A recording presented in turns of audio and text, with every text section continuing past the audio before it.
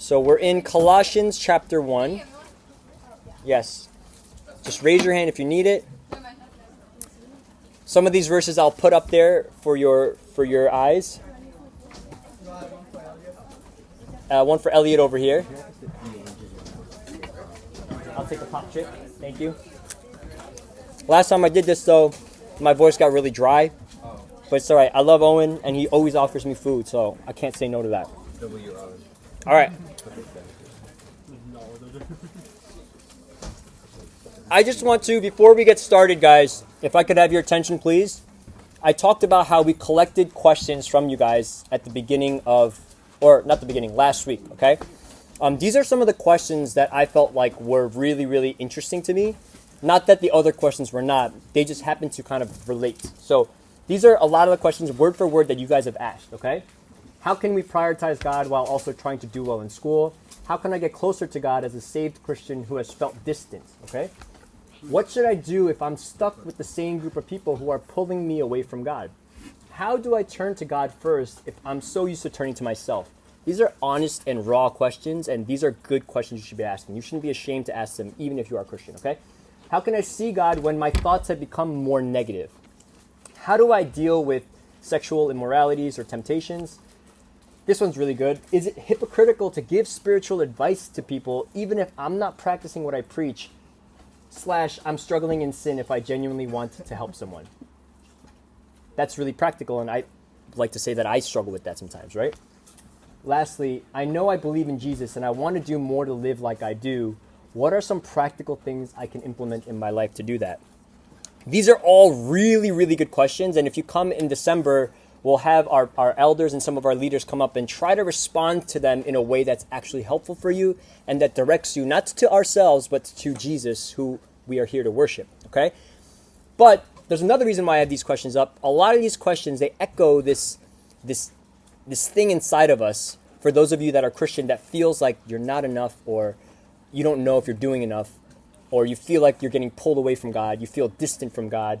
That's a lot of the commonalities of this question, right? There's a struggle here, right? You can say that there's a struggle in these questions. And if you are being honest with yourselves, these are some of the questions that you personally might have for yourself, right? And if that's you, that's good. And if that's you, you're going to want to listen to what Paul has to say in Colossians, because today's text and today's verse addresses the basic principle of all these questions where it's coming out of, right? To put it short and very simple, the Sunday school answer is, y'all need Jesus, okay? That's the Sunday school answer. But the reason why that's the answer, and it really is the answer, and Jesus himself says he's the answer, is because it really is the answer, right? If Jesus really is who he says he is, and he did really what he did, what he said he did, then he really absolutely is worth believing in with all our hearts, okay? So we'll address these questions in a deeper sense, specifically to you, when we get there, all right? But for today's intents and purposes, if these are some of the questions that you have, or in general, you're struggling in your faith, and maybe you're not a Christian yet, you're struggling to know, how do I come to believe in Jesus? I think you're going to want to pay attention to what Paul has to say for the people back then in Colossae, which extends to us today in Westchester, New York, in Tarrytown today, all right? So in a moment, we're going to break off into our first study. But like I said, I think it's going to really, really help you guys to do a little bit of recap. Perhaps it's going to help us too as leaders. So Colossians 1 verse 9 says this. This is what we've been on for a while, right? And so from the day we heard, what was it that Paul had heard about the Colossians? Anyone remember? What did he hear? What was it that Paul had heard about the Colossians? They've been faithful, okay. There's another part of that. Okay. They were Christians, right? So get this, all right? If you look above in the previous verses from verses 1 through 8, you're going to read about a guy named Epaphras, all right? I'm going to go speed run through this, all right? Try your best to follow along with me. There will be some notes. So yeah, next one, you can go to the next slide. There'll be some notes there.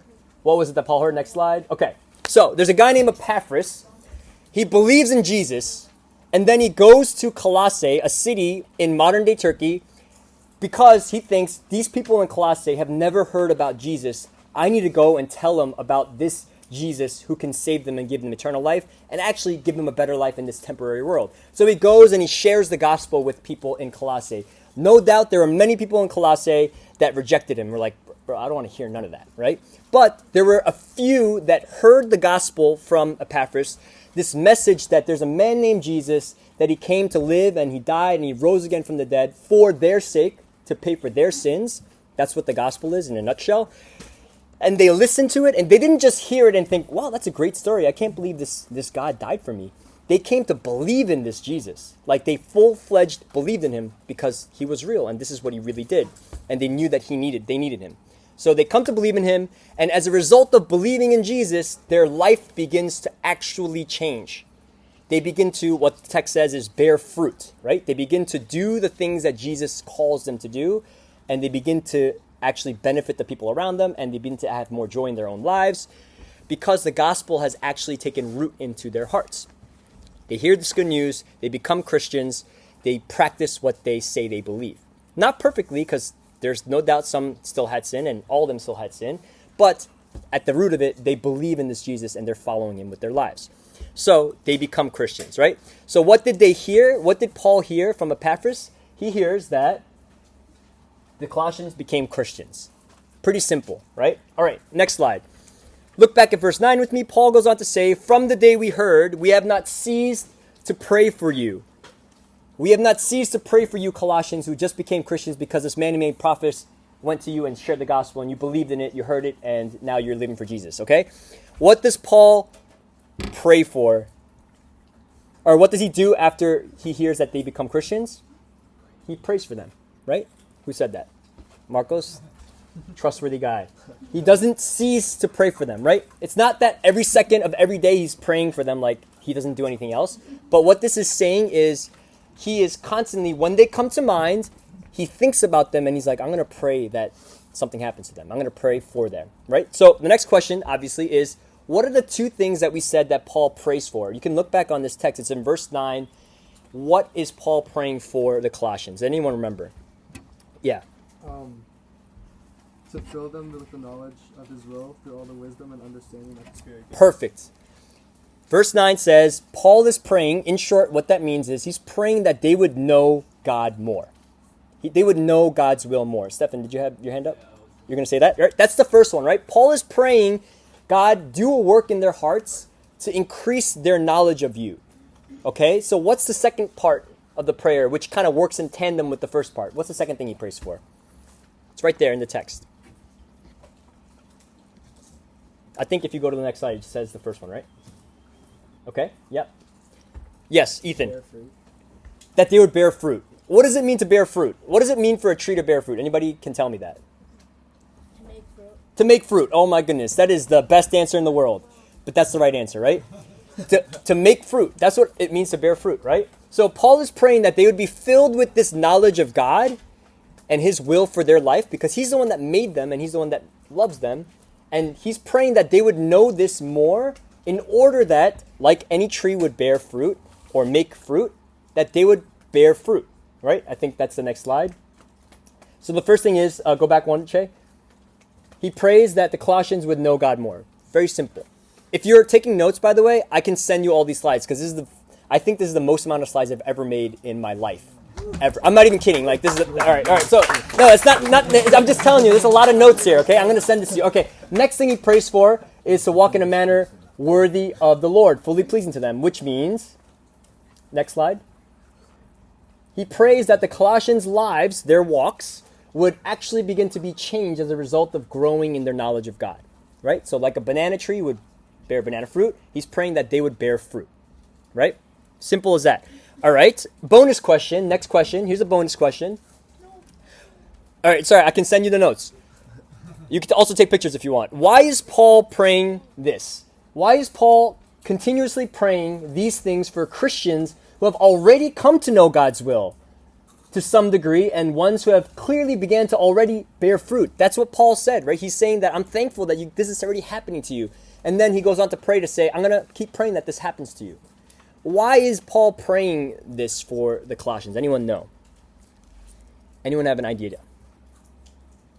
Pretty simple. It's the mantra that we've been saying all throughout last year. Yes. You never outgrow your need for Christ, right?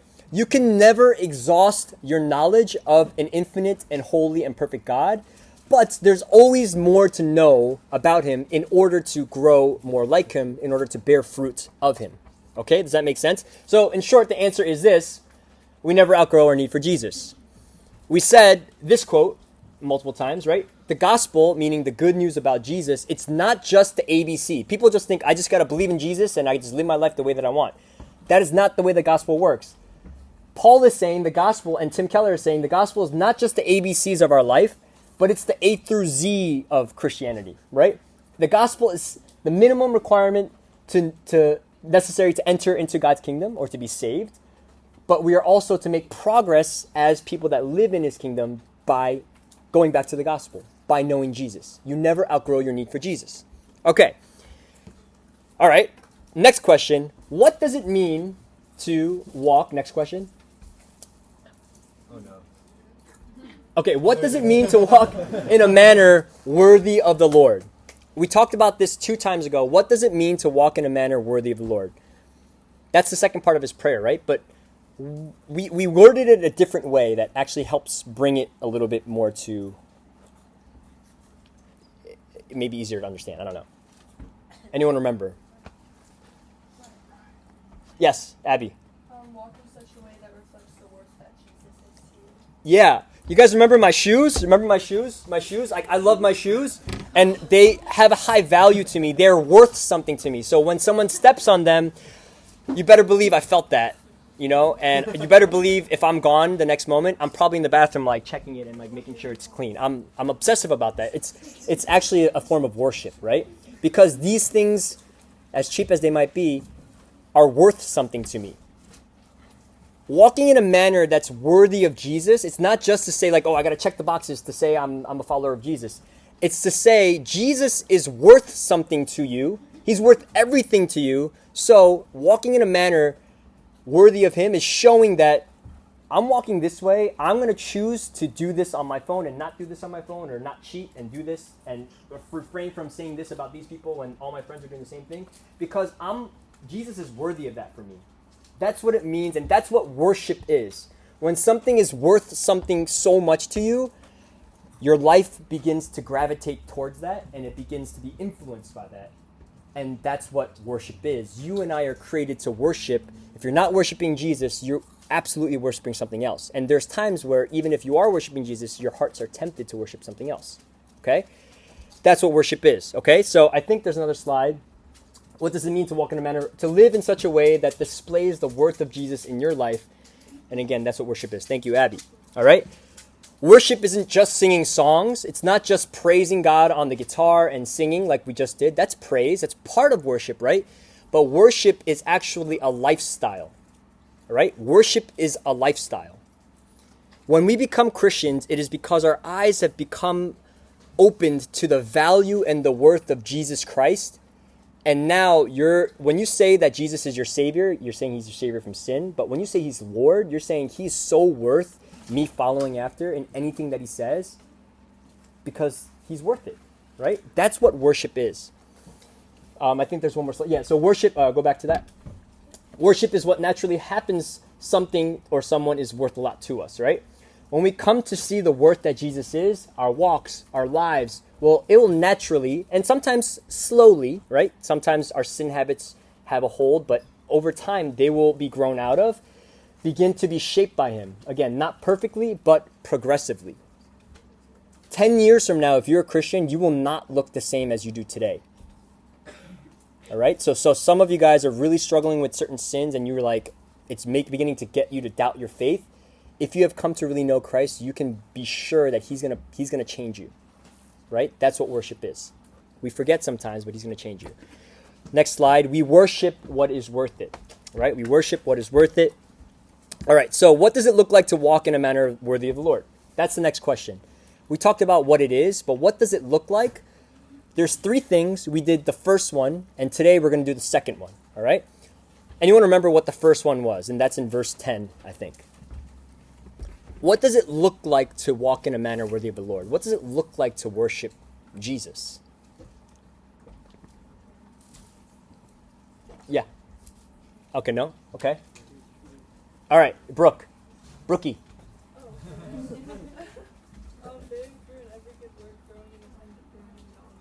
Yeah, bearing fruit in every good work and growing in the knowledge of God. Somebody asked this question, all right? This is another question that you guys, this is literally the same question. This person is asking, is there like a criteria of what a Christian has to be like a checklist almost? How can we truest identify ourselves? Is it something besides becoming saved, or is it just that? That's a fantastic question. In essence, I wouldn't say there's a real criteria. I don't want to make it sound like Christianity is a checklist thing. It's not really like that. But in essence, what this question is asking is, what does it look like to honor God? What does it look like to walk in a manner what does it look like to worship Him? That's what this question is asking, okay? So, here's what it is, okay? Paul says, walking in a manner worthy of the Lord looks like a life that is bearing fruit in every good work. So let me ask you guys this question. Logically, what does it mean to bear fruit in every good work? We talked about this 2 weeks ago, right? What does that part mean? What does it mean to bear fruit in every good work? And we'll get to the second part in a second. I'm glad you asked. I'm going to put it simply, right? Next slide. To put it very simply, one more slide down. It means to trust and obey Jesus, right? It's very simple, but it's not very easy to do. It means a life that is obedient to Jesus. Think about it. A life that values Jesus, a life that actually treasures who He is and what He means to you, holds Him dear as the one who is worth the most to you, all right? And if He's worth that much to you, inevitably what will happen is you will grow more and more in obeying Him. And obedience to Jesus always produces good work. Why? Because Jesus is good. And what He says is always good. And if we do what He says, then it's good. Right? That's what it means to bear fruit in good work, is continuing to trust Him and then obey Him. Right? He adds something here at the end. He says it's walking in a manner worthy of the Lord. It's also increasing in the knowledge of God. Right? Let me explain that real quick. They go in tandem. The and there in between is supposed to show you that they both happen consecutively, right? When you bear fruit in doing good works for Christ, you actually begin to get a deeper knowledge of who Jesus is, right? This is because as we begin to grow obedience toward Jesus and actually begin to live out what He's calling to live out, we begin to see like, oh shoot, like this Jesus, what He's saying for me is actually good, right? Try actually putting to practice the things that He commands even in the New Testament, and you will see 100% without a doubt, your life will be better. I guarantee it. I guarantee it. It's really hard to do that, but as you begin to do that more and more, you're going to begin to see, dang, this Jesus is actually good, and He has my joy in His interests. A lot of the times, Christianity gets a rap like, oh, it's meant to kill our joy, right? God just doesn't want me to have fun, right? If that's what your view of Christianity is, then you don't have the right view of Christianity, right? Sorry to be so blunt and direct there.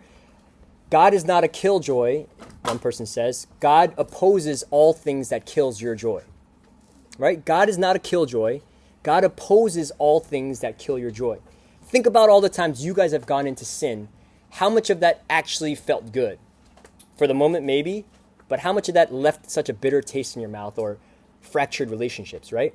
When you live as if Jesus really knows what He's saying is good, you begin to see that He is good, and you begin to actually grow deeper in your love for Him. All right? That catches us up to verse 11. We're going to break off into our groups, and our leaders are going to pass out sheets. We're going to reconvene in like 40 minutes or so, and then we'll review all these things. Yes, there's pictures, but we'll get to that later. All right, so let's go ahead and break off into our groups.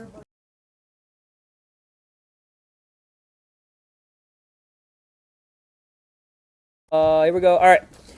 Question 1 is, Paul is continuing to explain what it looks like to walk in a manner worthy of the Lord. What description does he give in verse 11? What did you guys come up with? What description?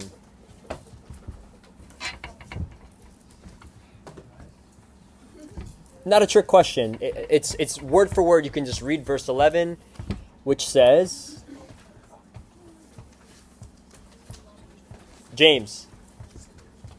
Being strengthened with all power according to his glorious might for all endurance and patience and good work. So walking in a manner worthy of the Lord looks like being strengthened with all power according to his glorious might for all endurance and patience with joy. We said this in our group. What in the world does that even mean? Right? Because we read things in the Bible, we gloss over it, and we're like, I kind of know some of the words, but I have no idea what this is saying. Let's break it down, all right?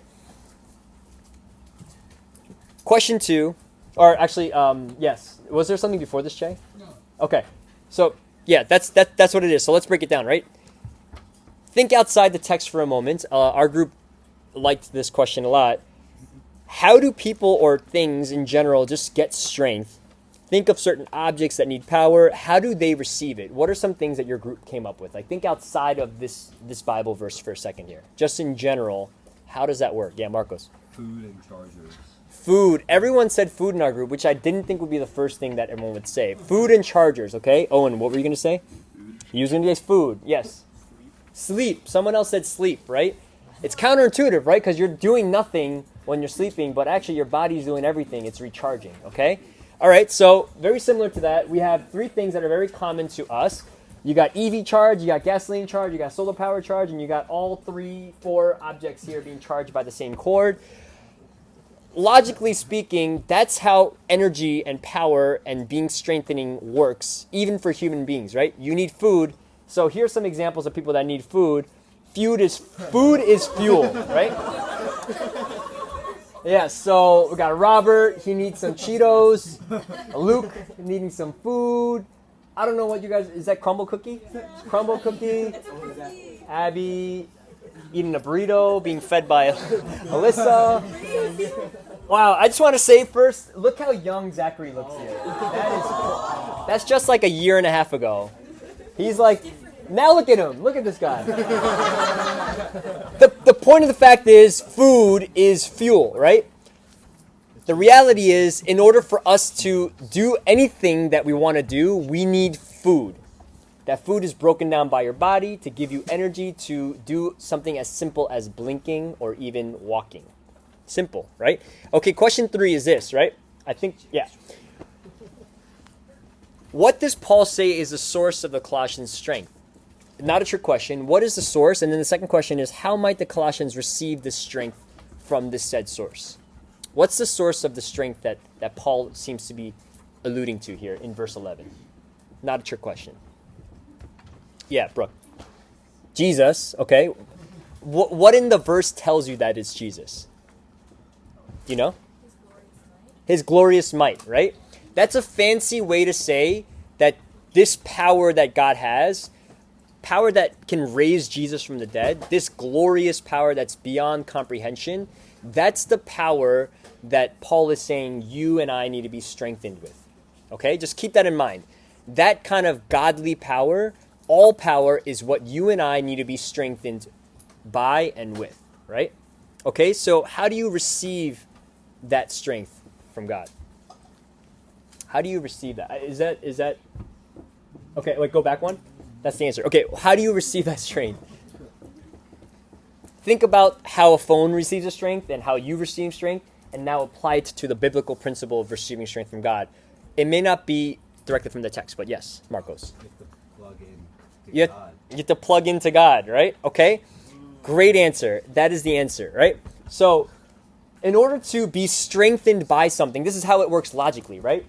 You need to know that there is a need for strength. Right? So we use our phone as an example. Your phone, what happens when it goes below 20% battery? What does your phone do?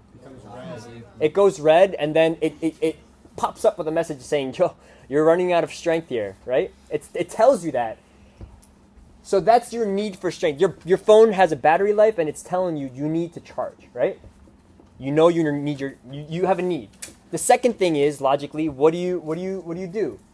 You know what your phone is designed for, so what's the logical thing to do if you need strength in your phone? You know you need to get plugged in, right? And then the third thing is, well, you do it, right? Nobody sits, well, some people don't have the ability to do it sometimes, but Generally speaking, if you're home and your phone's running out of battery, your laptop's running out of battery, you go and you plug it in and then you keep using it, right? You need to be tethered to the strength, to be strengthened to keep being able to do the things that you want to do. As Christians, as Colossians, Paul is saying you need to be strengthened by God. So you should know you have a need for God's help in your life, okay? Simple. We're going to get to what it is. You know where that source comes from, which is God himself. He gives you that strength, right? It's all this glorious might of God. And the logical thing to do is, well, if that's what I'm designed for, like an iPhone is designed for the wall and the charger, then I should go to God, okay? All right, but that fails to answer why you need strength in the first place. So that's the next question, right? Paul goes on in the same verse to explain why the Colossians, these Christians, have a need for God's strength. He says they need it for all endurance and patience. All endurance and patience. I'm just curious, what did your group come up with for that first question when it talked about what images or examples come to mind for endurance and patience? Anyone have an example that you came up with? Yeah, Brooke? The marathon. Wow. Irvington, I see you guys like mine, okay? Great minds think alike. We thought of the marathon, right? If we were to go on Google and search up marathon and pictures of faces of people running the marathon, sometimes you might get that guy that has the most photogenic picture in the world. I don't know if you've ever seen that picture. But most of the times, you're going to see pictures of people like kind of looking very miserable, right? Which begs the question, why do people put themselves through this thing called a marathon? Some people really get a joy out of it. I know Carolyn does. I personally don't really like to run. I know James actually likes to run, and he actually has run a marathon. One that got canceled, but he ran it anyway, right? And James. Both Jameses, they're runners. They love to run. But actually, let me ask this question. Let me ask you guys this question genuinely, and answer this with the honesty of all your heart, okay? I know the answer is you do enjoy running, right? But when you're running, do you genuinely enjoy running when you're actually running?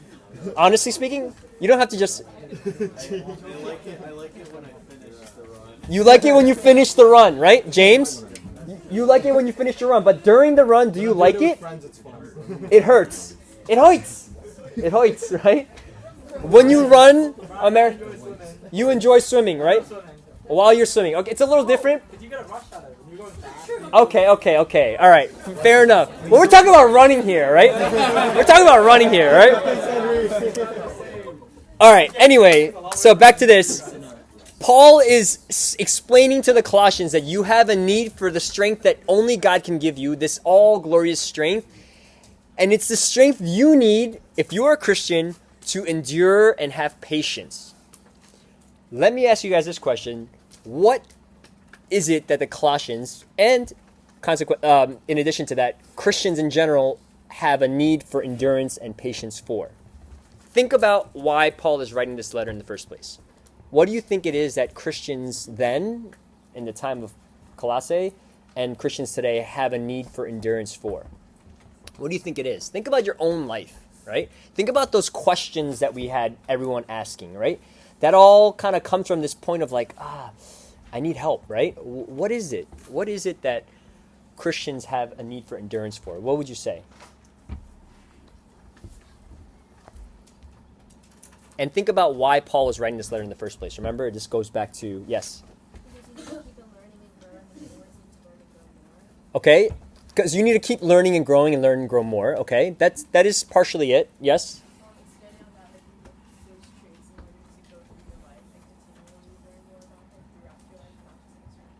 Okay, so you need this strength to go through your life. Okay, we're kind of getting there. We're getting there. Yes? Well, if you take the analogy of a marathon, it's not like you're always going to be on the run. So you do need endurance. You do need patience. Okay, so when you think about now you're bringing in the word endurance here, and you think about marathon.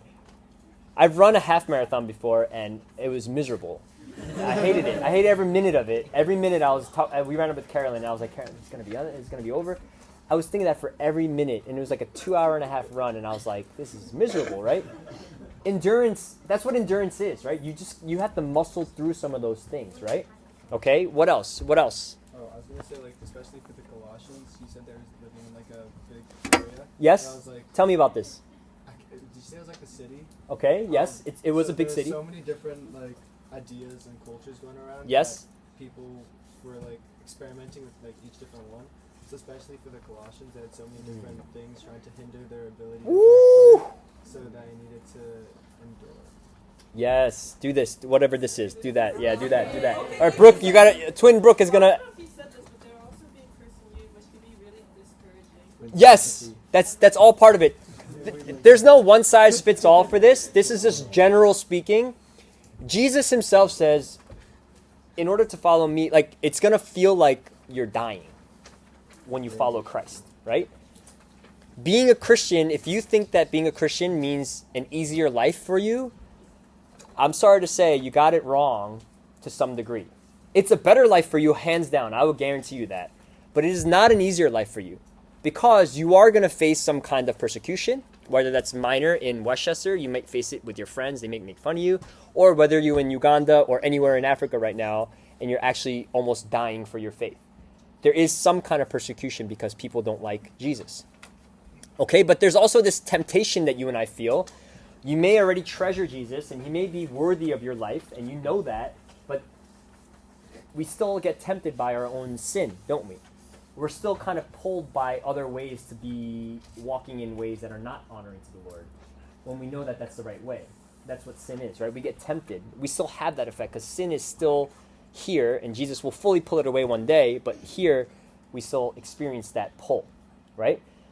But regardless, what this is saying, we have a need for endurance and patience because in this temporary life, for as long as we live, everything around us, whether that's the culture, like in Colossae, or Westchester, our own sinful desires, or even the devil himself, they are all working together to pull us off this course that we have come to believe and say Jesus is worth it.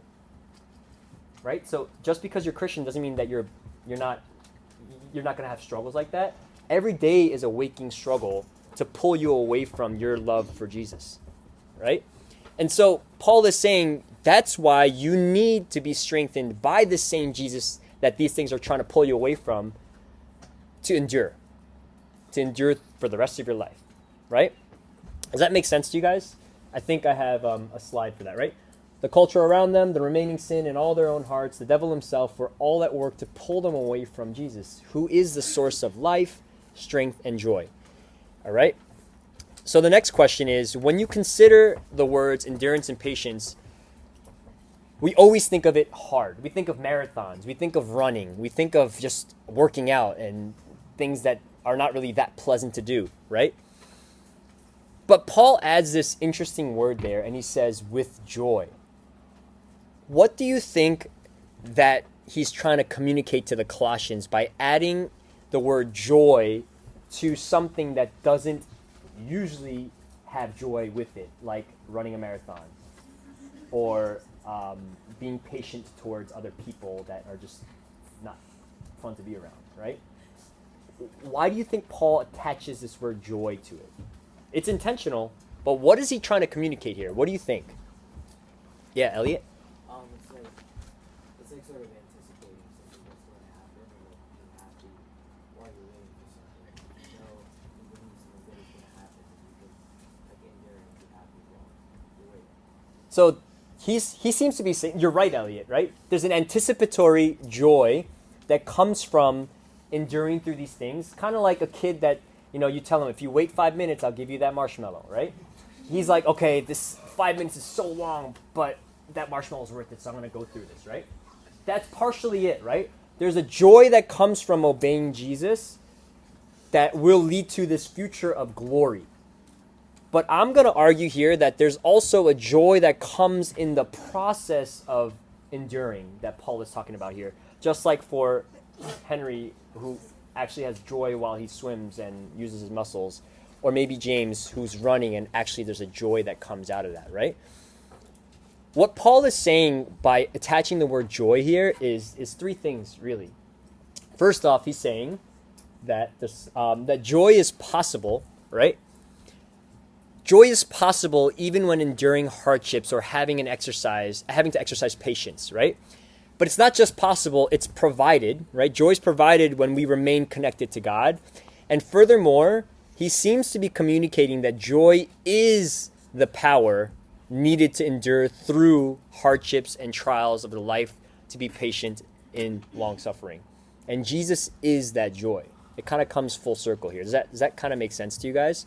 Let me try to help break it down more. I'm sorry, we hit the 9:30 mark. If anyone has to leave, feel free to leave. But if it's okay with you guys, I would love to go through these verses. Is that okay with you guys? Yep. Is that cool? Okay.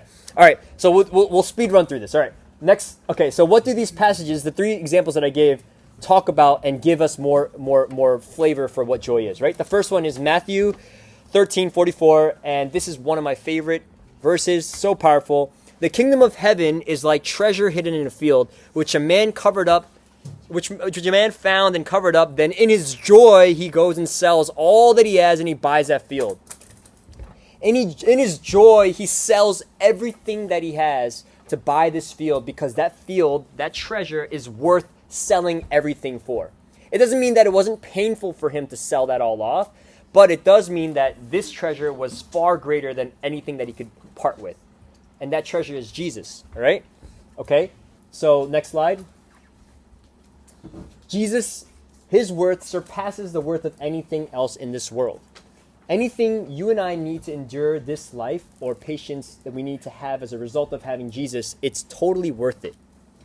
The joy of having Jesus and remaining connected to him is the strengthening, it's being strengthened by him, that we need to have all endurance and patience in this temporary life, to make it to the end, to stay rooted in Christ, okay? That's Matthew 13:44. Hebrews 10:32 through 34, it says this, all right? But recall the former days when, after you were enlightened, meaning after you became a Christian, you believe, you endured a hard struggle with suffering, sometimes being publicly exposed to the reproach and affliction. People hated these Christians and they were persecuting them for it, and sometimes being partners with those so treated. For you had compassion on those in prison, and you joyfully accepted the plundering of your property, since you knew that you yourselves had a better possession and an abiding one. So how do people accept the fact that their stuff is just being stolen and they're getting ransacked and they're getting persecuted? Well, it's only if they have a treasure that cannot be stolen by anything in this world, even if it's their life. And that treasure is Jesus. They knew that they had a treasure, a possession that's better, far greater than anything that this world had to offer. So they were gladly like, yeah, you want to take my stuff? Go for it. Take it all. I would hate for you to do that, but you know what? It's okay. Okay, next slide. How can Christians endure? So this is a quote, I love it, by Jim Elliot. He is no fool who gives what he cannot keep to gain what he cannot lose. All right? Jesus is what you cannot lose. The things in this world are the things that you cannot keep. You are not a fool if you receive Christ and you walk in a way that's worthy of him, even if it means losing things like your status, your popularity, some friends, a sinful habit. Jesus is worth it. All right, last one here. Hebrews 12:1-2, and then I have applications and we're done. Okay? Therefore, since we are surrounded by so great a cloud of witnesses, let us also lay aside every weight and sin which clings so closely, and let us run with endurance the race that is set before us, looking to Jesus, the founder and perfecter of our faith, who for the joy that was set before him endured the cross, despising the shame, and is seated at the right hand of the throne of God. Next slide. What Jesus calls us to in this life is what he himself stepped into and what he himself became man to do. And he did it perfectly. Jesus displays that it is possible to have joy in the face of the worst suffering that ever existed known to man, which is the wrath of God for our sin, right? Jesus endured the wrath of God for our sin, yet he did it, though he despised that, he did it with joy. Jesus also displays that this joy is the strength that helped him to endure the cross. And this Jesus, the one who humbled himself and stepped into our suffering, who endured our wrath, is the one who calls you and me to see him as a treasure that we need to endure or to be strengthened with all joy according to his glorious might for all endurance and patience with joy. Think about your football team, your sports team, or when you go to a party and you find out that really, really cool friend of yours, your best friend, is joining your team, right? Imagine your team stinks at, football, and all of a sudden this new kid moves into town, and this guy is like an all-pro athlete, and just by having this one guy on your team just becomes the best team in the world, right? That is kind of what it likes to be attached to Christ. He knows all these things, and he's that kind of strength, okay? So lastly, I want to end with this, okay? This last question is, what does it mean to walk in a manner worthy of the Lord? The conclusion is this, really. A life or a walk that displays the worth of Jesus, sees the treasure that Jesus is, and continues to seek him and his presence as a source of strength and joy in order to be able to endure all things and to be patient in all things that try to pull us away from Jesus. So, this is really last it, okay? Applications. Hear me out, okay? Let me ask you guys this question, right? What is Jesus worth to you? All right, that's just a general question to you guys. Just think about that and hope you can take that away with you. What is he worth to you? Maybe you're here right now and Jesus is worth absolutely nothing to you, and you could care less about who he is. You're very indifferent to him. You don't even care if he was real or not. So next slide. Maybe that's you. He's worth nothing, and you're pretty settled on that. You've thought about him. It doesn't really affect you. You're like, whatever, I don't care, right? So let me ask you to consider this for a second, okay? What other thing are you worshiping in your life then? You and I are created to worship, and I would argue and I would plead with you that you and I are created to worship God, okay? You may not believe that, but that's what I believe that you're created for, and I am created for, right? As you consider what else it is that you're worshiping, because you are worshiping something else, whether that's your own self-image or wanting a better future or comfort. Again, these are not bad things, but maybe that's what your life is about. Maybe that's what you hold as a highest worth, right? Maybe it's a relationship in your life. Maybe it's a relationship that you want to have in your life, and that's what you're worshiping.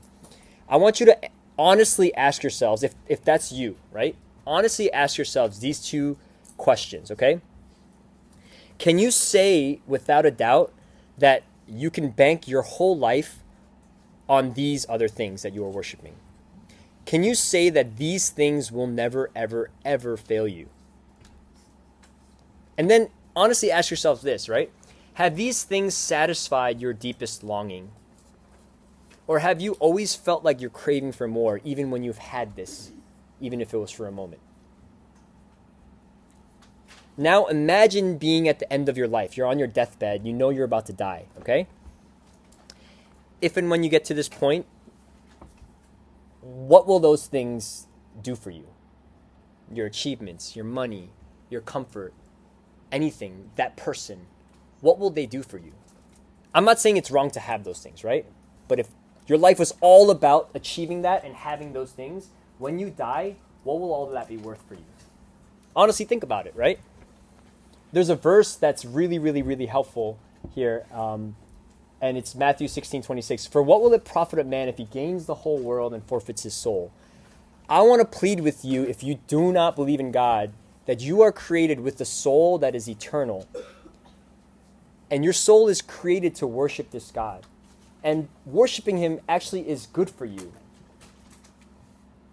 If you live your life and you go on rejecting him, when you get to that deathbed and you've achieved all the greatest dreams of your life and you die, not only will you just lose all those things that you've achieved, you're actually going to lose your soul too. You're going to face the wrath of this God that you've been rejecting all your life. You're going to face the wrath of this God that's been, right now, he's telling you to accept him, right? Think about that, right? It's sobering. All right, so next one, maybe you currently don't value Jesus that much, but you're in a place where you want to get there. You want to know what it's like to value him, and you want to become a believer. You want to believe in this Jesus, right? There's just one verse that I'll share with you, and I'll plead with you to keep asking the Lord for, right? Ask and it will be given to you. Seek and you will find. Knock and it will be open to you. For everyone who asks receives, and the one who seeks finds. The one who knocks, it will be opened. Or which one of you, if his son asks him for bread, will give him a stone? Or if he asks for a fish, will give him a serpent? If you then, who are evil, know how to give good gifts to your children, how much more will your Father who is in heaven give good things to those who ask him? I plead with you to just ask the Lord to reveal himself to you. Go to people that know him and ask them, how do you know Jesus? I want to believe in him. How do I do that? Come talk to me. Come talk to the leaders, okay? Lastly, maybe you're in the boat where you say, Jesus is worth everything to me. I've come to believe in Jesus. I've come to say that, yes, he's worth it all, right? Okay, well, here's a couple things. Acknowledge and believe that Jesus, that the Christian life is all about constant need for you to be strengthened by Jesus, right? Remember, everything in this world is working to pull you away from that belief. You know that you need to keep going to Jesus and keep getting plugged into him, right? Because until he returns and to finally put an end to sin and the devil, we will always have a need to endure through the temptations that lead us to find ultimate worth in anything and everything that is not named Jesus. All right? So, much like our phones, I hope that you would come to know that you have a need for Jesus and you know where to find him, and that you would just get up and go to him. In your sin, when you've given into that sin again, or if on a Sunday and you feel great, wherever you are, we never outgrow our need for Christ, right? So keep going back to him. All right? And then this is the last thing. I promise, this really is the last slide, okay? But it's so good, right? This as I was reading this, I just felt so encouraged to know that this is what we're created for, right? What are some practical ways to help you to be strengthened by God for all endurance and patience with joy? Being strengthened by God means that we need to go to him. We need to use all the means that he provides to know him and to grow in knowing him more. So, a couple things. There's many more. This list is not exhaustive. It's just the 4 things that I thought of off the top of my head. Make a habit of reading his word, right? I got a text from somebody who's not here today who just questioned. He's like, I was reading through Romans 4 and I just didn't know what this word meant. That just brings you so much joy because it just tells me that this person's reading the word, right? Even though he doesn't know what it means. And he's doing this consistently, right? It doesn't mean that you're more Christian if you do read the word, but it does mean that you'll be strengthened by the word when you read it. Make a habit of gathering with those who love Jesus, right? There's questions that you guys have had that said, like, how do I distance myself from friends that are pulling me away from Jesus? Well, that's a challenging question. We'll discuss that sometime down the line. But one way to help that is, well, engage with those friends that love Jesus, right? Make an effort to do that. Gather on a Sunday. Don't skip out on that. It's not because Jesus will be mad if you don't come, but you will be missing out if you don't come and gather with the church, right? To be encouraged. Third, make it a habit to reach out to others to help you to grow in your faith. I can't tell you how many of, especially some of the guys that have come and asked me for help regarding certain issues in their life, right? It's really encouraging to see that they have a desire to want to know, how do I walk that's faithful to Jesus here? Could you give me some advice? I don't always have the best answers. The leaders won't always have the best answers, but sometimes we have some kind of wisdom that we've learned through our lives. Don't be afraid to ask, right? Stefan leads a Christian club, right? Some of you guys have said you're learning things from him, right? Go and attend these things, right? And if you don't understand anything that's being taught there, ask questions, okay? Make it a habit to pray what Paul is praying for the Colossians, for yourself and for others, right? Remember, Paul is praying that they would know Jesus more so that would affect their lives in a way that actually leads to bearing more fruit. Pray that this would happen for yourselves and pray that this would happen for other people, all right? I'm sorry, guys, that this was extra long, but I hope this encourages you guys. If you want the slides for these things, let me know. I can send it to you, okay? Let me pray for you guys, and then we are done. Lord, thank you for this day. God, this is so good. You're good, and your gospel is so good. If you did not come, and you did not live, and you did not die, and you did not rise, then what are we doing here, Lord? Making fools of ourselves, talking about a God who is as fake as the Easter Bunny. But Lord, we know that in fact, Jesus is real, and that he came, and he lived, and he died, and he rose again from the dead. And this changes everything, Lord. So I pray that you would help those that don't know you to have their eyes open to see the worth and the treasure that you are, and that those of us that have already come to believe in you would continue double down and see the worth that you are and obey you and see a deeper worth in you as we get to know you more, as we grow in a desire to know you more. Help us, Lord Jesus, I pray. In Jesus' name we pray. Amen. All right. Yes.